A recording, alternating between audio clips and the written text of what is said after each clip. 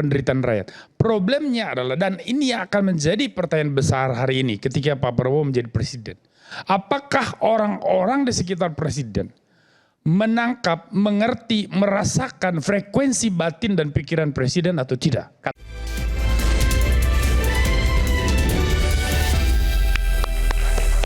Ya. Jadi tadi baru dihitung-hitung oleh Bung Kodari, luas lahan sawit ilegal yang merugikan negara itu 5 juta hektar, bahkan tambah 9 juta kemungkinan. Tapi kalau 5 juta hektar itu kurang lebih setengah Pulau Jawa. Pulau Jawa, bukan Kalimantan. Kalimantan 70 juta hektar ya. Jawa ini sekitar 12 juta hektar. Berarti setengah Pulau Jawa, itu kalau yang luas 5 juta hektar. Kalau betul 9, 10 Jawa. Hampir 10 Jawa. Itu lahan sawit ilegal yang under invoicing atau nggak bayar pajak.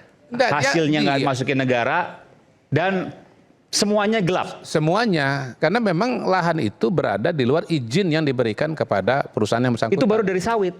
Dari sawit. Belum dari yang lain. Nanti dari tambang. Dan ini bukan hasil setahun, 2 tahun, 5 tahun, 10 tahun, tapi puluhan tahun. Puluhan tahun. Dan itu yang akan dibalikan oleh Pak Prabowo. Ya. Pertanyaannya mungkin nggak? Harus mungkin dan harus bisa. Oke. Menurut saya ini kan juga memberikan suatu keyakinan bahwa ini bisa dikerjakan karena praktis. Kalau pertanyaan mungkin, setahun kurang. kapan akan Ongoing. Oke. Iya, ongoing. Bayangkan dalam waktu setahun kurang bisa 5 juta. Termasuk tadi yang dipotong, yang saya potong tadi. Ya termasuk tadi. Ini fakta baru ya. Boleh Bahwa ternyata saudaranya presiden pun ditindak dengan tegas. Keponakan Pak Prabowo menikah dengan keponakannya Reza Halid. Iya. Cek nanti di bukunya Dirgayuza Setiawan, judulnya Prabowo Apa Adanya. Dan itu dibuka di situ. Di situ ditulis dialognya. Dan tadi disampaikan ketika mau dalam tanda kutip mengeksekusi Reza Halid, sempat dikomunikasikan ke Pak Prabowo. Siapa yang mengkomunikasikan? Jaksa Agung.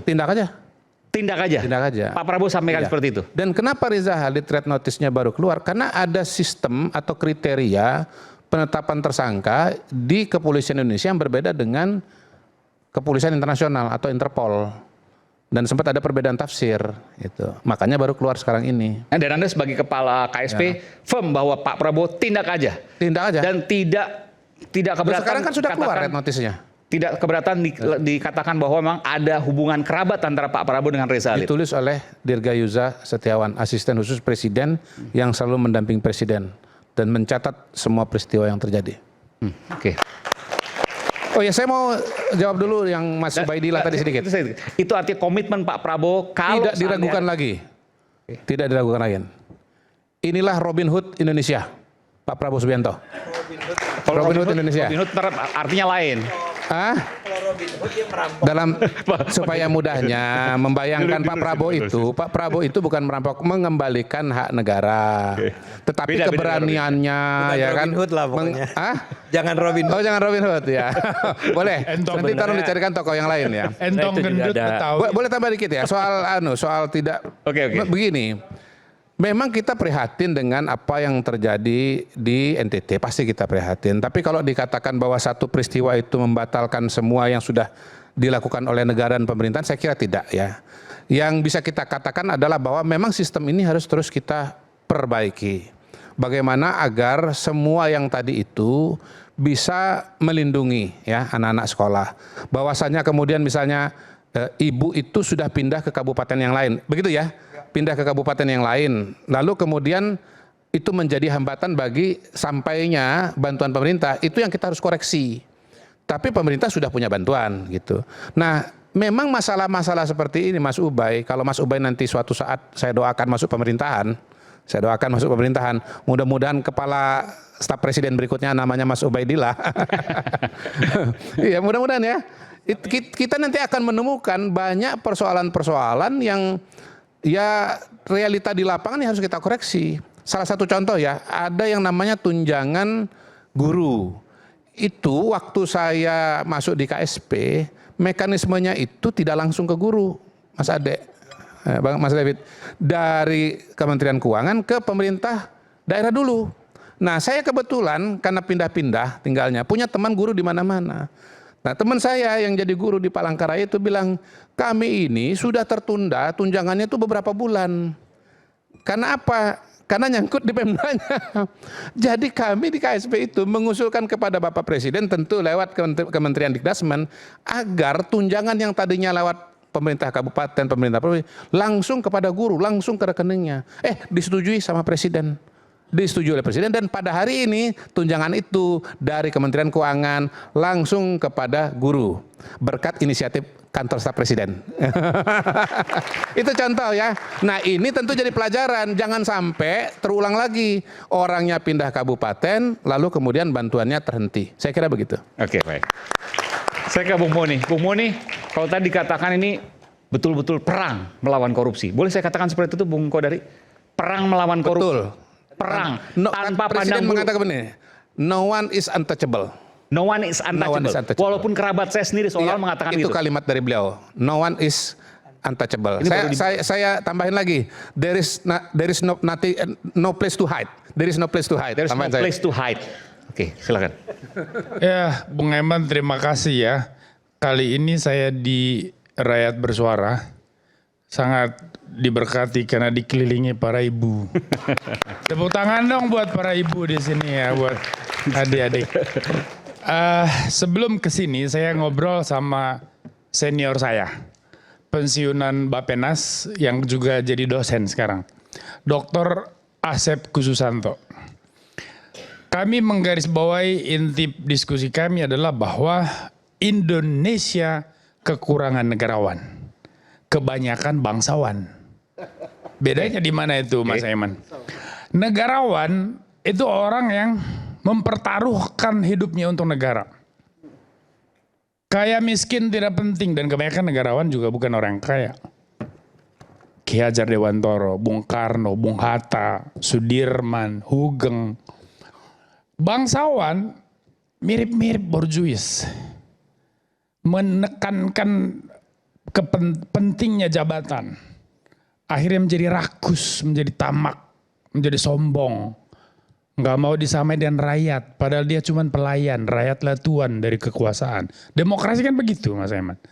Nah maka dulu ada anggota DPR kan digebuk massa dalam pengertian yang luas ya, bukan digebuk fisik. Jadi negarawan nggak mikirin jabatan, dia mikirin negara. Kepentingan negara. Bangsawan mendewakan jabatan, jadinya rakus, tamak. Nah ini yang kurang di Indonesia, negarawan, kebanyakan bangsawan. Nah maka diskusi kita malam ini Mas Aiman, ini tema yang sangat menarik. Karena kita akhirnya mendiskusikan apa yang dibicarakan oleh Pak Susno dan kawan-kawan. Pak Said Didu, Abraham Samad, Ibu Siti Zuhro, Nainggolan Sahganda kalau nggak salah yang hadir di sana ya Pak. Ya dengan Pak Presiden. Karena tadi Pak Susno bicara soal oligarki dan sebagainya, nanti saya akan mulai dari situ untuk meresponsnya. Ya, pertama kalau saya tidak salah, diskusi di Kertanegara itu juga mendiskusikan banyak hal isu global maupun dalam negeri. Salah satu soal perdamaian, Dewan Perdamaian Gaza, ya Pak Susno betul ya. Nah untuk hal itu sangat saya mengapresiasi pemerintahan Pak Prabowo karena dia mengembalikan hakikat dari politik bebas aktif Indonesia yang menjadi the nature of Indonesia's foreign policy. Jadi saya membayangkan setelah kita bergabung ke BRICS, bagaimana perasaan blok barat terhadap kita. Tiba-tiba Pak Prabowo membuat terobosan gabung di Dewan Perdamaian. Itu satu pengembalian posisi kepada titik keseimbangan yang ideal. Itu luar biasa, patut diapresiasi. Apakah di situ ada peran Menlunya atau ini murni keputusan Pak Prabowo yang jelas itu langkah yang smart dan strategis. Lalu kemudian isu soal oligarki tadi diangkat oleh Pak Susno. Ini juga isu yang kita semua mendiskusikannya. Pak Susno, saya concern sekali dengan isu oligarki sejak saya muda. Bapak tahu saya dulu yang paling vokal. Saya tanya dulu bentar, Bung Boni. Siapa yang disebut oligarki sih? Nah, itu yang mau saya jelaskan. Publik tahu. Itu yang mau saya jelaskan Mas Aiman. Jadi ketika Pak SBY menjadi presiden 2004 sampai 2014, sayalah yang terdepan sebagai pengamat mengkritisi pemerintahan ketika itu. Dan saya punya kesempatan ketemu Pak Susno Duaji ketika itu, kami berkumpul bersama berdiskusi Pak ya. Masih ada petisi 28 ketika itu. Pak Susno kabar eskrim lalu kemudian diberhentikan dan seterusnya. Kita makin akrab ya Pak ya. Nah sekarang Pak Susno ada di situ dan membicarakan soal oligarki. Saya perlu tegaskan karena saya akademisi dan disertasi doktoral saya di Amerika juga adalah mengawinkan teori oligarki dan teori kartel politik. Maka judulnya adalah Oligarchy Cartelization and Post-War to Indonesia. Nah itu kemudian dibukukan Pak Susno tahun 2020 di Amerika juga. Nah saya mau katakan bahwa oligarki itu kan sebetulnya konsep yang luas Mas Aiman. Orang dulu secara konvensional memahami oligarki dari kata oligoi dan arkain, yaitu pemerintahan oleh segelintir orang. Tetapi oligarki kemudian dipahami dalam dua paradigma. Satu paradigma Aristotelian atau paradigma materialis, yang kedua paradigma non-materialis. Paradigma materialis mengatakan bahwa oligarki itu hakikatnya terletak kepada kekuatan mengontrol, kekuatan menguasai oleh karena adanya kekayaan. Kalau non-materialis mengatakan bahwa yang paling penting adalah kemampuan untuk mengontrol, maka the structure of power itu yang penting. Nah, tetapi kelompok yang kedua dianggap mirip-mirip teori elit, di elit teori dalam ilmu politik. Maka kita bicara Pareto, Mosca, Robert Michel, bahkan ketika Michel bicara oligarki, dia bicara soal das erne Gesetz der Oligarchie, hukum besi oligarki. Bahwa ketika you bicara soal organisasi, bernegara, you pasti tidak lepas dari oligarki karena di situ akan ada kelompok orang yang berkuasa. Ketika ada kelompok orang yang berkuasa, akan ada kelompok orang yang memonopoli itu sumber daya. Nah maka dia bilang ini ada hukum besi. Jadi sini Pak, kalau di konteks Indonesia, oligarki yang dimaksud adalah? Dalam konteks Indonesia, dari aspek ilmiah dan dari aspek praktis, ini dua hal yang berbeda Mas Eman. Dalam konteks ilmiah tentu saja kita kembali kepada teorinya. Bahwa semua orang yang oleh karena kekayaannya, dia memiliki kemampuan mengendalikan politik, menguasai politik, apakah di dalam atau dari luar kekuasaan, itu oligark. Jadi saya garis bawahi kata kunci karena kekayaannya. Karena kekayaannya dia mampu mengendalikan. Tetapi bukan hanya kekayaan. Ada lagi beberapa. Misalnya Weibli membuat definisi bahwa oligarki itu kan struktur kekuasaan yang lahir karena apakah dia karena kekayaan, bisa juga karena military legitimasi. Dia bilang dalam konteks negara pasca perang, itu biasanya perwira atau jawara-jawara perang, itu menjadi elit yang kemudian disegani, dihormati oleh masyarakat. Dan kemudian mereka punya power, social power. Dan karena itu mereka bisa mempunyai political power. Ya, dan itu jauh dari Indonesia. Itu jauh dari Indonesia Indonesia. Lebih pas mereka yang punya kekayaan dan bisa kemudian menguasai. Karena kekayaannya dia mengontrol politik. Menaruh pion-pionnya di Senayan jadi anggota DPR supaya bisa mengendalikan perumusan pasal. Menaruh pion-pionnya di dalam kabinet untuk memuluskan proses policy making dan yang akan menguntungkan bisnisnya, itu realitas yang terjadi. Ciri pokok oligarki. Ada 4, adik-adik sekalian, oligarchy cartelization itu sudah jadi buku dan silakan lihat. Di Amazon itu masih dijual, jangan dibeli karena mahal itu buku saya. Saya coba membuat beberapa ciri oligarki. Satu adalah rule by the few. Kekuasaan dikendalikan oleh segelintir orang. Konsekuensi dari segelintir orang adalah mereka tidak suka dengan suara mayoritas, suara banyak. Mereka tidak suka demokrasi karena demokrasi menjunjung tinggi suara mayoritas. Mayoritas mengandaikan akan ada diskusi besar, pengambilan keputusan yang terlalu panjang karena harus mendengar aspirasi si A, si B, dan maka tidak suka. Oligarki nggak suka itu. Maka dia nggak suka partisipasi publik, dia nggak suka itu. Yang namanya public engagement dia nggak suka. Nah kemudian ya ciri yang kedua adalah itu tadi, menghindari partisipasi publik. Sedapat mungkin publik bisa dikendalikan. Jangan terlibat di dalam proses pengambilan keputusan. Jangan terlalu mengganggu, kira-kira begitu. Nah kemudian yang ketiga, persistent to dispersion and equalization. Jadi dia tahan terhadap bagi-bagi gitu. Maka di Indonesia ada istilah Jeffrey Winters ya, sahabat saya yang juga ahli oligarki di dunia. Jeffrey Winters dari Northwestern, dia bilang the system of bagi-bagi, sistem bagi-bagi di Indonesia itu menjadi tradisi oligarki di Indonesia.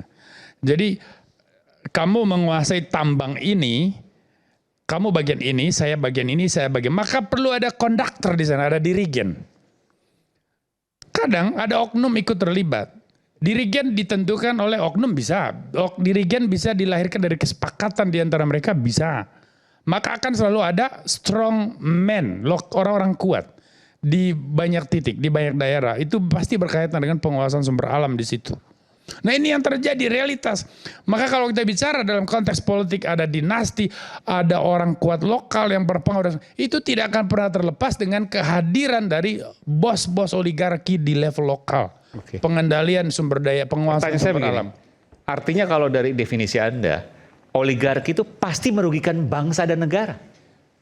Oligarki tidak akan pernah ramah terhadap kepentingan umum. Oligarki tidak akan pernah mengerti yang namanya moral sosial. Tidak akan mengerti yang namanya solidaritas. Tidak akan mengerti yang namanya nasionalisme. Oligarki hanya mengenal kekuasaan, uang, kekuasaan, uang. Oke, pertanyaannya begini. Saya masuk ke pertanyaan selanjutnya. Mereka kan menguntungkan semua pihak. Exactly. Termasuk mereka-mereka yang berkuasa. Exactly. Bagaimana seorang Prabowo Subianto yang presiden, meskipun presiden, they all have the powers. Mereka punya dengan segala kekuatannya. Tapi oligarki, jaringan, kekuatan, kemana-mana. Bagaimana secara logika Anda bisa menjelaskan? Itu semua bisa diatasi oleh seorang presiden. Kalau saya tidak mengenal Pak Prabowo secara personal, mungkin saya akan sulit menjawabnya. Tapi karena saya mengenal Pak Prabowo sejak tahun sekitar 2007 dan menjadi pendukung setianya di Pilpres 2009 bersama Bu Mega, beliau waktu itu maju dan seterusnya, dan bahkan saya menjadi bagian dari kelompok Pak Prabowo sejak itu. Jadi saya paham bahwa Pak Prabowo itu orang yang memiliki kebeningan hati untuk kepentingan umum. Jadi beliau hanya berpikir dan merasakan apa yang baik untuk rakyat. Dan memikirkan penderitaan rakyat. Problemnya adalah, dan ini akan menjadi pertanyaan besar hari ini ketika Pak Prabowo menjadi presiden. Apakah orang-orang di sekitar presiden menangkap, mengerti, merasakan frekuensi batin dan pikiran presiden atau tidak? Katakanlah mengerti, tapi apakah mungkin untuk memberantasnya? Karena Kalau mereka sebagian tadi disebutkan oleh Bung Ubed, sebagian adalah bagian dari oligarki itu. Exactly. Kalaupun dia mengerti, mampu nggak dia menerjemahkan kehendak presiden ke dalam tindakan konkret yang bisa membuat mimpi besar Prabowo menjadi kenyataan yang membuat Indonesia Raya menjadi maju. Itu pertanyaan besarnya. Nah kalau saya tentu saja optimis bahwa apa yang dilakukan oleh presiden hari ini itu akan melahirkan banyak terobosan-terobosan yang menggugah semua orang untuk mengerti bahwa kotak Pandora persoalan ini besar sekali. Dan kita semua dipanggil untuk solider, terlibat dan secara bersama dengan pemerintah kita atasi ini secara bersama. Ya. Nah, tapi ada satu poin dari pertemuan Pak Susno Duaji dan kawan-kawan dengan Pak Prabowo yang kemudian saya pribadi tidak sejalan dengan isu itu, Pak Susno. Saya ambil contoh misalnya isu soal penempatan Polri di bawah kementerian, Mas Eman. Bagi saya ini cacat logika, cacat tata negara dan melawan prinsip demokrasi. Kenapa saya katakan demikian? Demokrasi yang kita anut dibangun di atas 3 pilar yang namanya eksekutif, legislatif, dan yudikatif. Kenapa trias politika itu ada? Dalam konteks bukan hanya separation of power, tapi distribution of power. Pak Aiman, sebentar, nanti Pak Susno nanti balas. Bukan, kami tidak membahas isu masalah di mana Posisi Polri ya. posisi polisi. Reformasi polisi, yes, terkait dengan reformasi polisi betul. profesionalisme dan polisi Maksudnya yang Pak Susno mengatakan bahwa isu itu, bahwa polisi di bawah kementerian, Pak Susno tidak sama sekali pernah mengatakan itu. kami tidak membahas itu.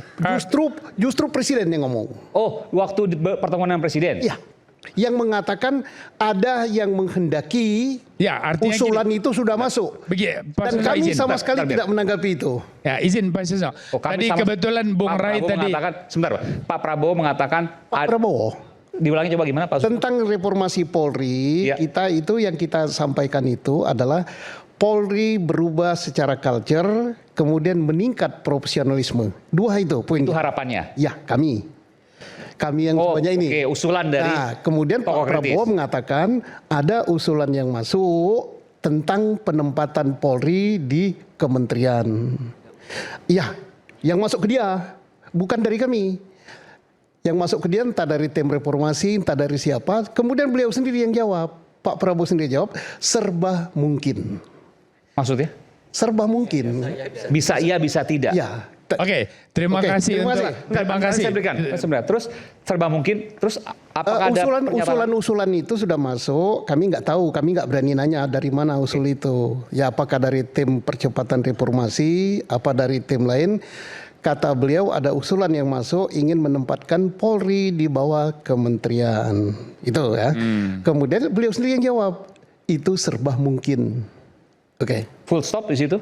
Ya, kami tidak nyambung lagi, tapi kami menghendaki Polri yang profesionalisme, kemudian Polri yang culture-nya Baik. baik. Sebentar, saya Sampai mau tanyakan, Anda. Pak Abraham Samad mengatakan jangan lagi ada Polri yang mengkriminalisasi. Saya dikriminalisasi, kata Abraham. Ini kaitan ke apa nih waktu itu? Kaitan dengan polisi yang profesional. Nah, kemudian Atau apa? Pak Abraham mengatakan saya dikriminalisasi. Saya bilang bukan bapak saja, aku malah dimasuk penjarakan, lebih dari itu. Aku dipenjarakan, tapi itu masa lalu. Kita bukan itu, Pak Abraham. Saya bilang kita sekarang gimana perbaiki polisi. Itu. Oh, ini Bang Abraham cerita yang waktu 2015, bukan yang sekarang ya? Iya, dia dikriminalisasi. Saya bilang bapak baru dikriminalisasi, aku udah di penjara gitu. Jadi lebih pengalamannya saya. Ya. Dia S1, aku S3 gitu. Oke. Saya ingin tanya nanti ke Bung Moni. Bung Moni, ini bicara soal polisi di bawah kementerian. Ini kan kita kadang-kadang masyarakat bingung. Pak Prabowo sempat bicara, kemudian Pak Kapolri juga sempat bicara. Yang bicara awal ini siapa? Nah, Ini kan kita nggak tahu nih, publik nggak tahu. Mungkin ada pembicaraan di antara elit yang tidak keluar ke Exactly. publik. Silakan. Anda punya datanya soal itu? tentu saja, tapi saya tidak akan buka di sini. Tetapi yang saya mau katakan bahwa isu ini sudah menjadi isu publik. Maka tugas kita sebagai kelas menengah intelektual adalah melakukan pencerahan. Kira-kira gitu Pak Susno. Saya baca di beberapa media memang ada yang hadir di diskusi juga ikut komentar bahwa salah satu isu yang dibahas adalah soal Polri di bawah kementerian. Makanya tadi saya singgung. Nah, saya katakan di awal ini cacat logika dan kemudian ini cacat dari aspek tata negara dan juga melawan prinsip demokrasi, karena selain trias politika kita bicara soal distribusi kekuasaan, bahwa kekuasaan itu harus dibagi di dalam tiga chamber itu, ada eksekutif, ada yudikatif, ada legislatif, supaya tidak ada konsentrasi kekuasaan pada satu tangan. Nah, itulah demokrasi. Nah, kepolisian itu adalah bagian dari namanya yudikatif, bagian dari fungsi penegakan hukum. Sebagai lembaga penegak hukum dia ada ranahnya yaitu di yudikatif. Nah, ketika Undang-Undang Nomor 2 2002 mengatakan Polri bertanggung jawab kepada presiden, presiden di situ dalam kapasitas sebagai kepala negara, bukan kepala pemerintahan. Itu harus diingat. Sebagai kepala negara, presiden di atas semuanya. Tapi sebagai kepala pemerintahan, presiden hanya di atas kelompok politiknya dan birokrasi pemerintahan yang sedang berjalan. Nah, sampai di situ kita satu pandang. Nah, kalau misalnya kepolisian ditaruh di bawah kementerian, kementerian itu artinya kita bicara kabinet. Kabinet adalah pembantu presiden dalam kapasitas sebagai kepala eksekutif, kepala pemerintahan, bukan kepala negara. Maka ini pengkerdilan peran dan fungsi institusi kepolisian. Yang kedua, ini juga akan menjadi pelemahan terhadap kewenangan presiden sebagai kepala negara. Presiden sebagai kepala negara itu akan kehilangan ruang dari aspek hukum untuk ikut terlibat di dalam menjamin kepastian hukum, keadilan, dan sebagainya yang menjadi tujuan dari hukum itu sendiri. Kenapa? Karena kepolisian sudah menjadi bagian dari kementerian. Konsekuensi lain dari kepolisian menjadi bagian dari kementerian adalah politisasi terhadap penegakan hukum.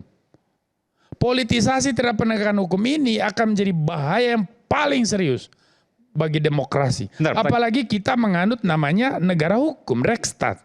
Maka penegak hukum itu harus menjadi institusi independen, bukan institusi yang menjadi bagian dari kelompok politik.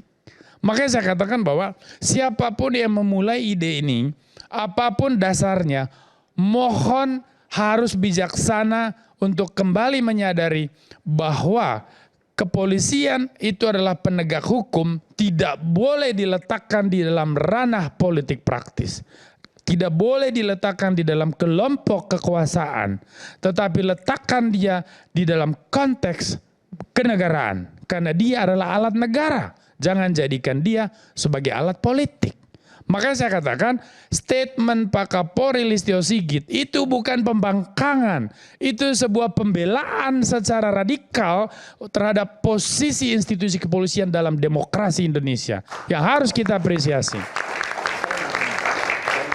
Saya percaya betul Pak Prabowo sangat paham dan bahkan lebih paham dari saya soal ini. Tetapi kalau ada pembisik presiden yang coba menggiring presiden dengan ide-ide yang sangat menyesatkan macam ini, saya curiga ada orang berambisi di 2029 dan menjadikan Presiden Prabowo sebagai boneka. Jangan-jangan, ini kecurigaan saya. Karena saya tidak mau Presiden Prabowo dijadikan kuda tunggangan. Saya tidak ikhlas Pak Prabowo yang saya kenal punya prinsip dan keberanian untuk berpihak pada rakyat jelata itu dijadikan kuda Troya oleh kelompok-kelompok pragmatis. Itu. Jadi maksud saya pertanyaan saya begini, nanti saya berikan kesempatan pada Bung David. Isu ini kan tiba-tiba mencuat. Ketika Pak Kapolri menyampaikan itu, ini jadi kita sedikit bergeser nggak apa-apa, tapi karena memang udah dimulai oke.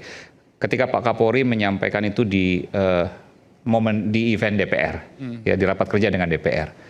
Dan publik seketika waktu itu sempat bingung, kok tiba-tiba muncul isu ini. Tadi Anda membuka sedikit, jika ada di lingkaran presiden yang menyampaikan itu, artinya Anda menengarai bahwa bisikan itu dari lingkaran presiden. Tidak mungkin presiden sekonyong-konyong mendiskusikan isu itu tanpa ada yang mensuplai. Tidak pernah mendiskusikan, karena di publik tidak pernah terdengar itu. Kan tadi Pak Susno bilang presiden membuka itu di diskusi di pertemuan yang menjadi judul acara ini loh. Tapi pidato Pak Kapolri kan mungkin jauh sebelum ada asing ini. lagi yang masuk tuh. Enggak. Ada asing nggak yang masuk? Enggak. Nggak, karena ini supaya clear, tiba-tiba isu ini muncul dari mana? Nah ya itu, kan tadi Pak Susno udah akui juga bahwa Bapak Presiden mengangkat isu itu juga dalam pertemuan dengan teman-teman di Kertanegara waktu itu. Oke. Ya, artinya bahwa isu ini kan sudah menyebar dan semua media juga sudah memberitakannya. Nah, tugas kita adalah meresponsnya dan meluruskan. Saya nggak tahu, Mas Ray misalnya bisa saja punya pandangan yang berbeda. Kalau soal polisi di bawah departemen itu bukan isu sekarang. Itu juga bagian dari dahulu sama-sama kita mendiskusikan. Itu Dahulu, Mas Ray, saya setuju bahwa isu polisi ini berada di bawah presiden langsung atau ia di bawah kementerian seperti mencontoh di beberapa negara yang lain. Jadi itu diskusi dahulu. Ya, cuman pada saat itu kita merasa bahwa lebih tepat kalau kepolisian itu masuk ke di bawah presiden secara langsung. Bung Rey waktu itu dan kawan-kawan. Termasuk salah satu kita ya kan mendorong itu. Karena itu bagian dari diskusi-diskusi waktu reformasi dahulu. ya. Salah satu poin yang kita mau inginkan itu kan polisi adalah alat pengamanan. Sementara TNI adalah alat pertahanan. Ini dua institusi yang beda. Kira-kira gitu. Nah, kenapa polisi kita naikkan ke atas itu? Karena diharapkan secara psikologik dia merasa bahwa dirinya itu tidak lagi bagian dari yang disebut dengan TNI gitu loh. ABRI waktu itu. ABRI saat itu. Ya. Itu ininya, jadi dia langsung ke atas sementara TNI-nya di bawah kementerian gitu. Ya itu kan masa lalu. Setelah evaluasi terus-menerus seperti yang sekarang, muncullah berbagai pikiran itu. Lah ini kok polisinya begini-begini, apa perlu lagi kalau kita misalnya dorong dia di bawah kementerian? Ada yang berbicara seperti itu. Ini beberapa. Enggak, dari dahulu. Begini-begini itu maksudnya kapan itu? Berapa tahun yang lalu? Ya ini evaluasi secara menyeluruh. Anda kan ini ada tukang survei nih. Iya, iya. Kalau dibuat lembaga atau institusi lembaga negara yang paling tidak dipercaya oleh publik, polisi selalu muncul. Bukan dari sekarang, itu udah puluhan tahun hasil dari. Saya boleh respons Rai sambil lanjut sedikit. Nanti saya beri kesempatan. Biar nanti Oleh karena itulah kemudian orang merasa tuntutan reformasi polisi itu jadi satu keharusan. Ya tentu saja di dalam di dalam pembicaraan tentang reformasi polisi itu ya dimungkinkan karena itu tidak ada larangan. Dan itu dilakukan Persis. juga di banyak negara yang lain. Persis. Bahkan menurut saya di Asia Tenggara saja pun, Malaysia, ya, setahu saya, kalau Pak ini dikoreksi, mereka di bawah Kementerian dalam negeri. Bahkan Filipina, ya, Thailand. Jadi polisi mereka itu umumnya di bawah Kementerian Dalam Negeri. Tidak ada masalah. Bung Aiman saya boleh Tidak, bantu? entar sedikit saya tambah Pak Ade. Begini Mas Ray, kita nggak bisa melakukan komparasi seakan-akan semuanya paralel ya. Karena komparasi itu kita mesti lihat banyak faktor ada kesamaan atau tidak. Kayak misalnya kamu bandingkan sama Thailand nggak mungkin bisa dibandingkan dengan kita. Thailand menganut sistem monarki konstitusional.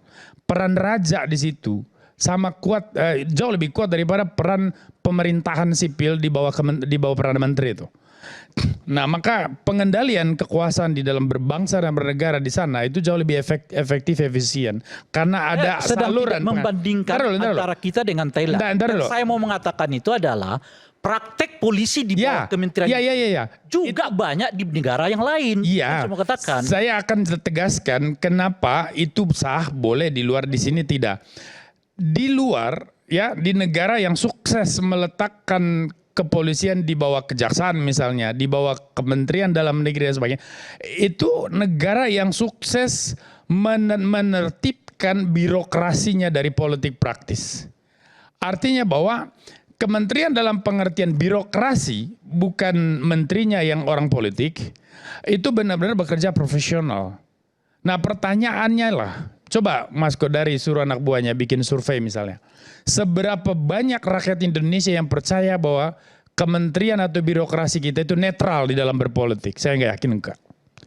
Karena kecurigaan ketidaknetralan itu, maka meletakkan Polri di bawah kementerian adalah sebuah kemunduran. Dan sebuah ancaman yang serius bagi penegakan hukum di masa depan karena memberi ruang politisasi terhadap penegakan hukum. Sama dengan yang ketiga, begini, Bung. Bahwa kepolisian adalah soal TNI. Polisi TNI itu adalah bagian dari law enforcement system. Kepolisian itu tidak boleh dicampur adukan dengan kelompok politik kekuasaan. Kabinet itu adalah kelompok kekuasaan. Sementara kepolisian adalah alat negara. Dia harus bekerja netral di segala lini. Idealismenya begitu. Ya itu sederhana. Maka kalau bicara reformasi kepolisian hari ini, pertahanan, tapi dia di bawah kementerian. Exactly. Birokrasi itu alat administratur negara. Reformasi tapi dia di bawah kepolisian. Kementerian. Kenapa polisi seolah-olah tidak boleh di bawah kementerian karena dia merupakan alat negara. Reformasi kepolisian yang dibutuhkan hari ini dalam pandangan saya adalah transformasi budaya, organisasi maupun manusia. Nah, setuju.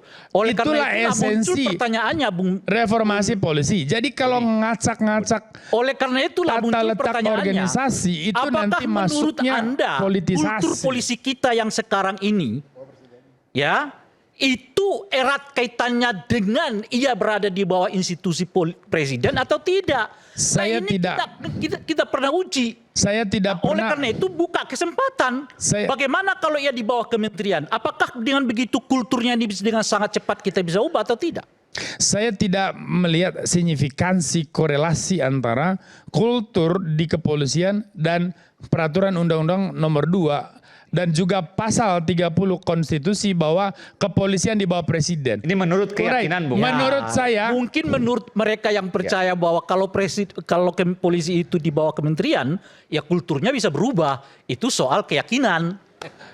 nah yang menjadi masalah kan di antara keasumsi akan ada perubahan kultur dan kepastian terjadinya politisasi penegakan hukum, lebih besar peluang politisasi penegakan hukumnya ketimbang asumsi perubahannya. Di mana Kalau dasar bawah hukumnya, di kementerian. mana dasar logikanya, kita kembali saat lagi, tetaplah bersama kami, kita akan bahas soal ini nanti.